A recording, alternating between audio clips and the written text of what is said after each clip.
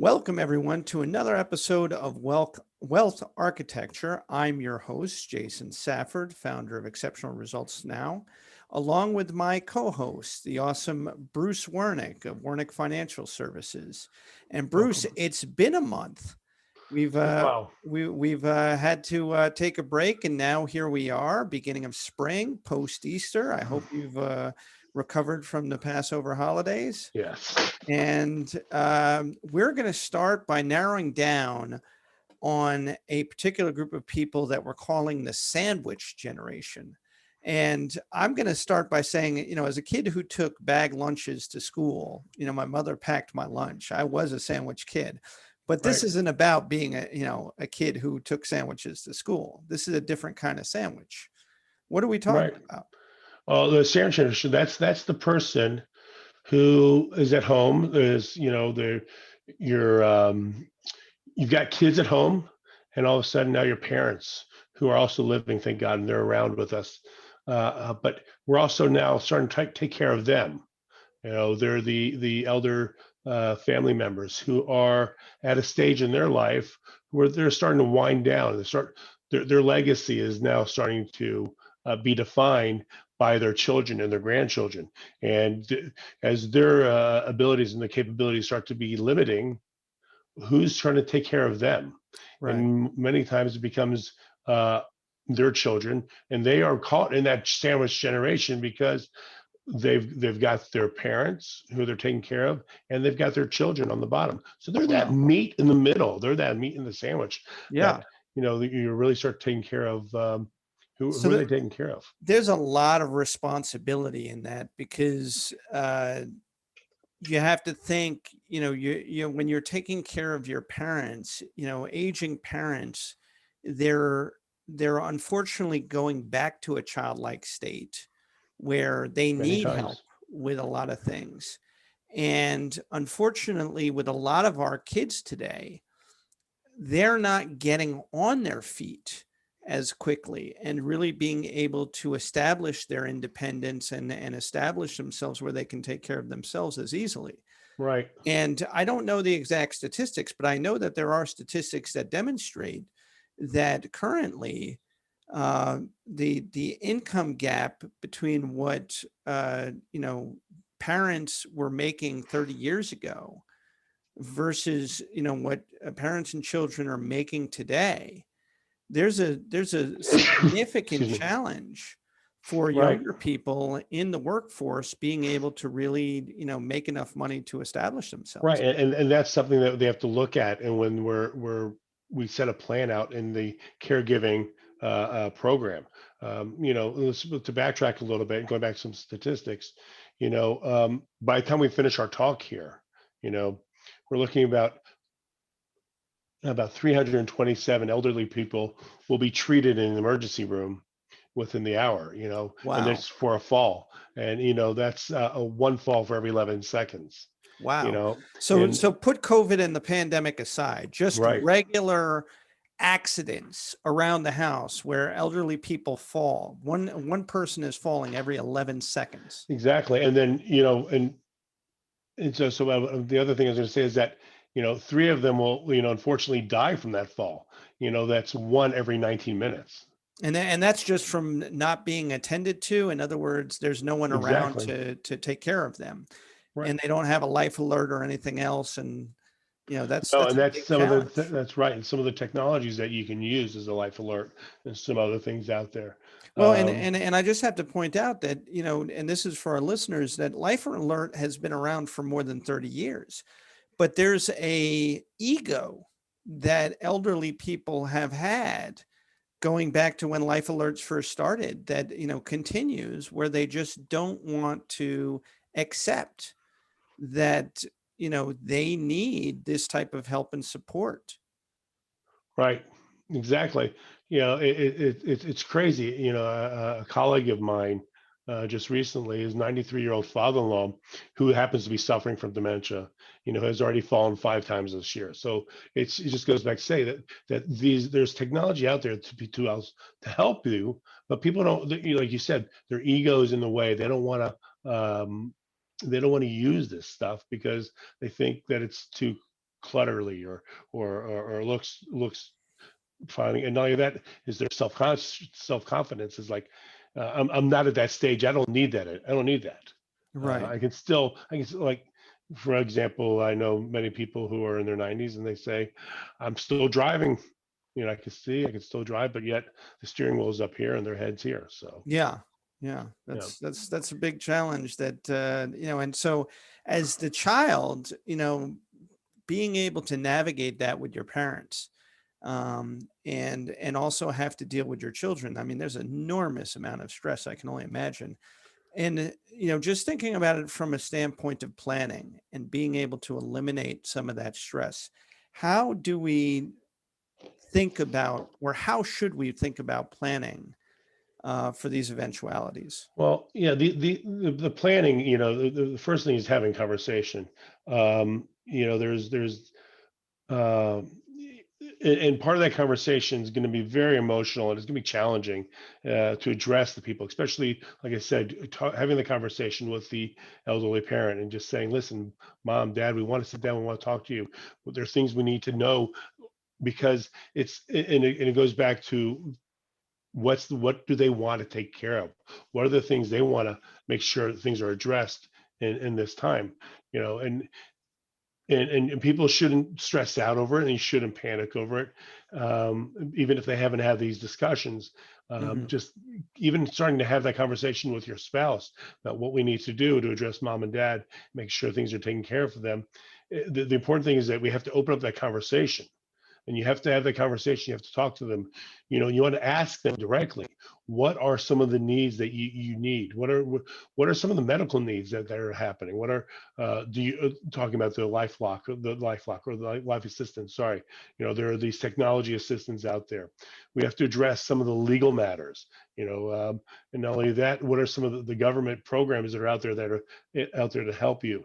And one of the other topics you want to discuss and address that people don't really want to talk about, but it's very important to talk about, is your final arrangements. You Yeah. know, Yeah. and then within inside that are these financial. It's the financial picture. Who's going to pay for it? Who's taking care of these the financial needs or the financial matters even when they're gone. You Um, know, Bruce, you bring up so many valid points to consider, but I think, in talking about the communication as the overarching theme that you have to sit down and have a conversation, one of the biggest challenges I think our listeners face is a four-letter word that everybody is familiar with, and that is fear. mhm. And the fear that I think that uh, people are facing or suffering from is one of the biggest blocks in terms of their ability to really design their wealth and their ability to really build wealth consistently, because they're afraid of having these conversations and really addressing these issues. And this is something that you deal with, as a Exactly. specialist. How do you help people to deal with that fear? Well, the first thing and the most important thing is, as I stated, and I like to stress, is that we've got to have the conversation. You have to open up the conversation, and want to address, like I said, and it's going to be an uncomfortable conversation that you're going to have with the parent. A lot of times they've held a lot of things very closely, and they're not going to share that information. And as we're talking about the sandwich generation and things that you need to do to help the caregiving for your parent, is you need to have that conversation. Bring in their financial advisor, bring in their accountant, bring in their attorney. You want to know, because things can happen in a split second where that parent may not have that ability to convey their needs, their wishes, their wants. And as the person who's going to be taking care of this situation, you're going to need to have a grip, a handle on what their estate issues are. A lot of times I've seen children working with their parents, and they said, until they actually had that conversation, they thought that they were in a better position than they actually were. and the parents didn't share with them that, that the trust fund, or not the trust fund, but that money that they're expecting to get The one day, inheritance. the Yeah. inheritance isn't there because they actually needed it to To take survive care of this. themselves. Exactly. But by the way, which is okay, because you know what? That's their money. Well, and I think that that should be the more important, thing to consider is, if you have a good relationship with your parents and you're part of this situation, the sandwich generation, that you want your parents to be able to enjoy their life in comfort to their final day. Right. And if they have the ability to do that with their money, then by all means, that's what you should allow them to do. If there are government programs to help if they don't have any money, then that's what you should investigate. But to not have the conversation and focus on the positives, I think that we get caught up in our fear because we look at the negative outcomes. But we don't Right. look at, by having the conversation and getting past this fear, we can have a really positive outcome, which is being able to enjoy the time that we have with our loved ones. And Right. that's something that we just assume is going to happen, or we hope is going to happen, and things will just work themselves out Right. otherwise. There's a lot to be said that everyone says, "Oh, don't worry, God will protect. God will take care. God will take care of it." But I didn't know that the children's name is God, right? Mhm. You know, Right. so you really have to step forward and put a plan in place. And like I said, you need to know, you know, what are the issues that need to be addressed. Like I said, the medical needs, the financial needs, and the mainly one thing you want to make sure is that your loved one, your elder one loved one, is are they getting the best care that's possible for them? Because the money all aside, you want to make sure that they are being taken care of, that their needs are met. Are they taking the medications that they need to take? Are they are they in a comfortable position? Are you going to take them into your house? Are they going to be able to? Do they need an aide to come in? So these are the things that we have to address. And as people's ability starts to dwindle away, you we just want to ensure that your loved ones good that they have good continued care, and that only is done with smart planning. And let me ask you this, Bruce, from the standpoint of financial planning and really being able to look at long-term care as an investment vehicle, not just as something that wealthy Right. people can do, but for anybody. What what are the benefits to someone in the sandwich generation to really look at long-term care as a good investment versus the stock market or something else? Exactly. And that's a good point. People expect, as you get to age 65, the government's going to come in and give you your Medicare health insurance. Now, one of the biggest misconceptions out there is that Medicare is going to cover long-term care. And it doesn't. Medicare is basically there to give you health insurance. It doesn't go to cover a nurse. It doesn't go to cover in-home health aid. It doesn't go to cover a nursing home or hospice care. That's what Medicare does not cover. It covers your drugs, it covers your doctor's visits. It's like having health insurance for you. Um, so when you're talking about long-term care, what qualifies somebody to get long-term care? Well, there's six. The industry looks at it. There's six activities of daily living, the ADLs, eight activities of daily living. That's let's look at it this way. What happens when you wake up in the morning? What are you doing? First thing you do when you wake up, you turn off the clock, you get out of bed, you stand up, you walk to the bathroom, you go to the bathroom, you brush your teeth, you get dressed, you go downstairs, go to the kitchen, make yourself breakfast. So those are things that you're doing. So one, you're walking, your transportation, your ambulance, your ambulatory, you're able to get up, to walk around, you're able to take care of your teeth, brush your teeth, you get your water, go to the bathroom without the help from anybody. When you can't do two of those six ADLs of bathing, dressing, uh, um, taking care of yourself, feeding yourself, uh, um, those six different things. When you're not able to do two of those six, then the insurance company says, "Okay, we will now cover your need for it," and that's through long-term care insurance or through other sort of hybrid of sort of product that you may purchase, such as a life insurance policy that has these long-term care benefit riders on them.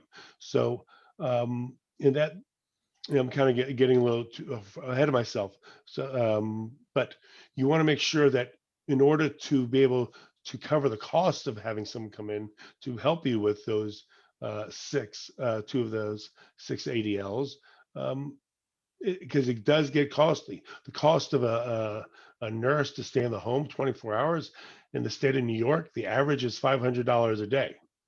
Wow. So if you don't, and if you're putting your money into the stock market and expecting that to grow, which it's done very well, but if we have a market correction and the market just crashes and all your assets are just in one place ready to go, obviously people don't have their assets. They shouldn't have their assets in one place, but majority of if that happens, where are you going to go? Then what happens is then you have to go turn to the government for more aid, which is Medicaid planning. And Mhm. Medicaid is basically uh, um, the service that you get for the impoverished.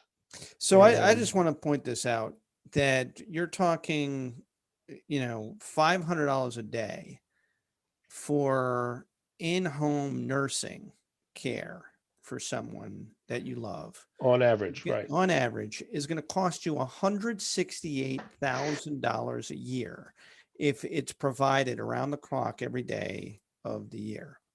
Right. So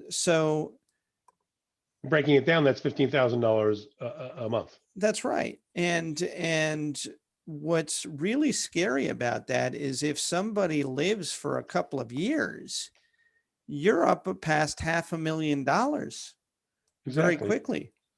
So being And able to on invest in and the on average, let insurance. me tell you, on average, people with this condition who their loved one who gets in this condition, their average is about 5 years, 3 to 5 Wow. years of needing care.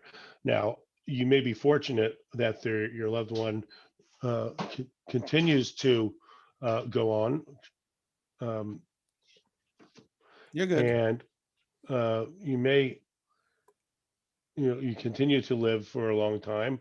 You will get you have to multiply that by as many years. Yeah. I've known someone who's had their father with Alzheimer's live for 17 years. Wow. So yeah, And this is where people think about whether or not they put someone in a nursing home or some type of care facility versus having them at home. And I can only imagine that if they go into a nursing home or some other type of care facility, it's going to be even more expensive. exactly.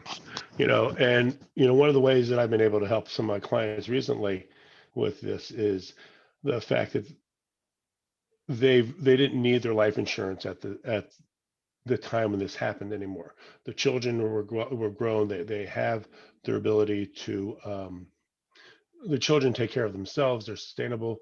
Um, what we've been able to do is find buyers for their current life insurance, and we use that money that's there to help fund their need to go into a nursing facility. So I want to just sort of throw a curveball in here. Yeah, And you talk about the kids.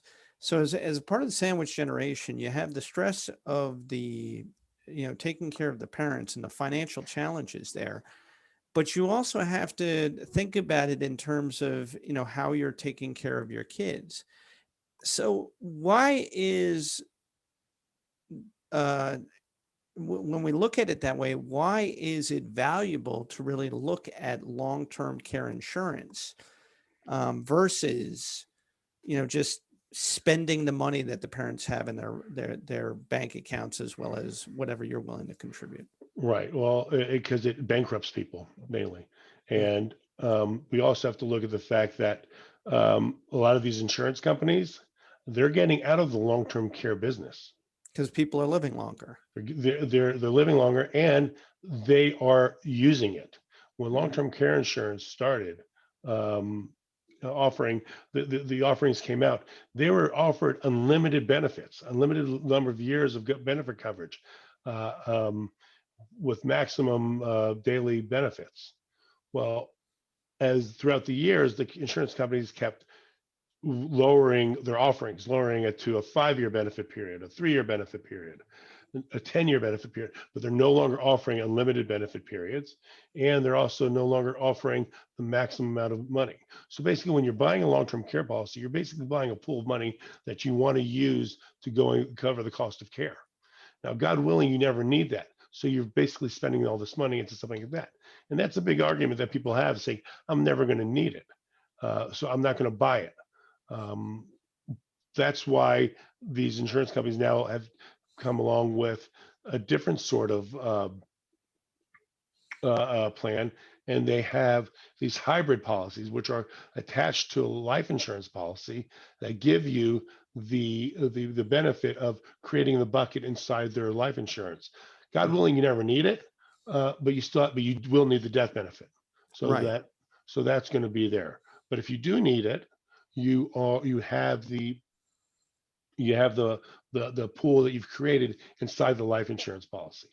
Um, so it's Who are some of the people, if you're to build a team to help you to do this, to who are some of the people that people should be thinking about planning with? Number one, people that we really work with would be the accountants. Okay. Accountants, trust and estates attorneys are good, but typically when they go to the trust and estates attorneys, those those I usually refer up. I will refer to them. Those are the people that the team that I usually quarterback and make sure these are all put together. Um, the other financial advisors, investment advisors are good to work with on this because their specialty has been in asset accumulation. So now Mhm. you've reached that top of the mountain. You've retired.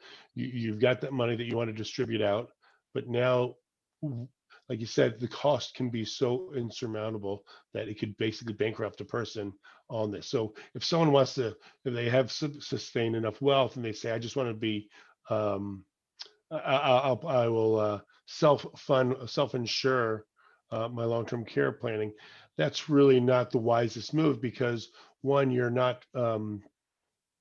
Why take the risk of one when you can put the risk at the company? Let the company take the risk of many. So that's one of the thoughts. But um, other people that I've worked well with are nursing home facilities or assisted living facilities because they got people coming in looking to come in every day, but they don't have the people who come in don't have the whereabouts to pay for it. Um, other people that work really close to this are clergy, social workers, Mhm. and community centers. So the network could be very big in terms of getting the outreach, out there in terms of people being able to understand this. But I'm not going to, imagine that, this is going to happen overnight. I mean, it's not really in place right now. And, the challenge I think for people to, sort of take on the understanding of all of this is really going back to what you started with, which is you got to have the tough conversation. You got to sit down Exactly. and really think about it and then think about who are the team members that I need to assemble to really help me, prepare for this. If it becomes an eventuality, and we all pray that it doesn't, but at the same time, you also have to think about yourself in terms of your stress management And so as I understand you're saying it, that one of the most important things about looking at your long-term care planning is also about your stress management for your family, taking care of yourself.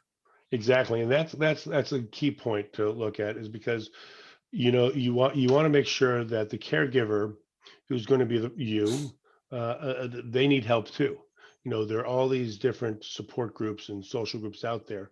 Um, because it does impact your lifestyle, impacts your own personal family, may even affect your own finances. You have to take days off of work to go take your parents to the hospital, to the doctor. So it's a very stressful and challenging time, but people don't really think about this. So you have to really make sure that who's going to come in and who's going to give some respite care to the caregiver. You know. Bruce, where can people find you as always? Find me at Wernick Financial Services, which is planprotectgrow.info as an information, planprotectgrow.info. Excellent. And as always, you can find me at exceptionalresultsnow.com.